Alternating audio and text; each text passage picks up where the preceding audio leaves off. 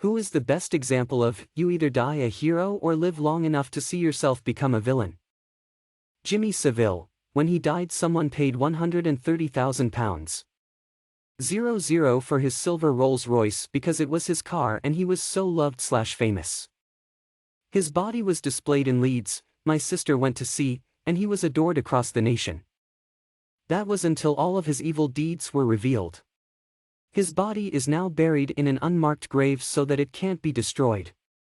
He died a hero but could have easily become public enemy number one, especially in the era of Me Too and Jeffrey Epstein etc., had he lived a little longer. Facebook. When it first came about, it was seen as a safe social media because you had to have a student ID to make an account. It was for high school and college students only.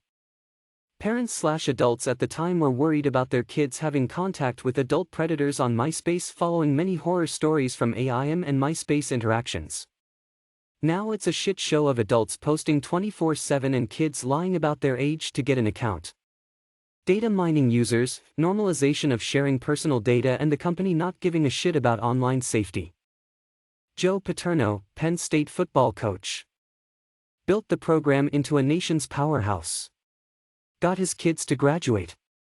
Helped build the university and donated millions.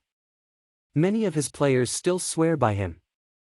But he almost certainly ignored his defensive coordinator Jerry Sandusky grooming and abusing kids through Jerry's charity.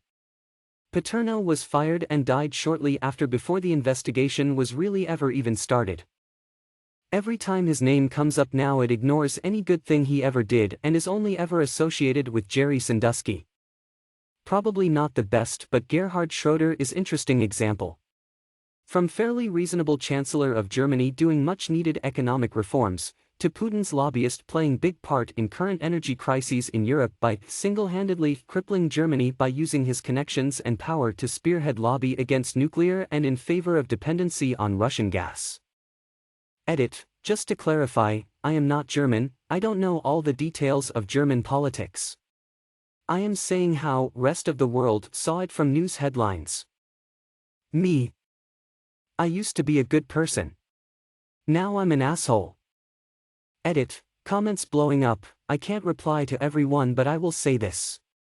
If you're finding your temper running away from you and your fuse is short, get help before you snap.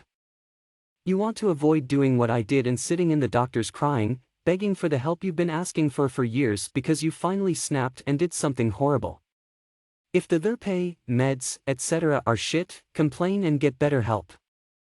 Use that anger and bitterness as a tool to get the help you deserve. You're not alone, you're all my heroes. This is honestly the first time I've seen an ounce of humanity on Reddit. Marcus Dibble, Australian internet personality. He was everywhere and was super popular and loved. Started off calling out people on YouTube for things such as misleading, trolling, or just general douchebaggery. Would do it in the form of satirical content. Was known for the MUZZ. Some years later, when his channel's popularity dwindled a bit, news dropped that he turned out to be a pedophile grooming teenage girls. Ironically, in his words once, age is just a number, and jail's just a room. Elon Musk started out in the public eye as a sort of philanthropist, giving away the patents for Tesla so that all other car manufacturers didn't have an excuse not to make their own electric cars. He was interested in our collective future as a species. Now, however, I'm ashamed to have ever been a fan. Now he's just pandering to the media, acting like a petulant child. Rising to every little bit of bait on Twitter. He's not interested in saving the planet, he's interested in getting as much attention as he can. My father. A decorated military hero and loving father between his many deployments. After he retired, he became this manipulative, power-hungry asshole. Took my grandparents' social security checks in order to help them manage their money, convinced me that my mother was a drug-addicted whore who didn't want me, and calls his kids to yell at them when they don't call on birthdays and anniversaries to his new wife. My grandparents and my mother are amazing human beings. He's just such a narcissist that he has to paint everyone else as a villain.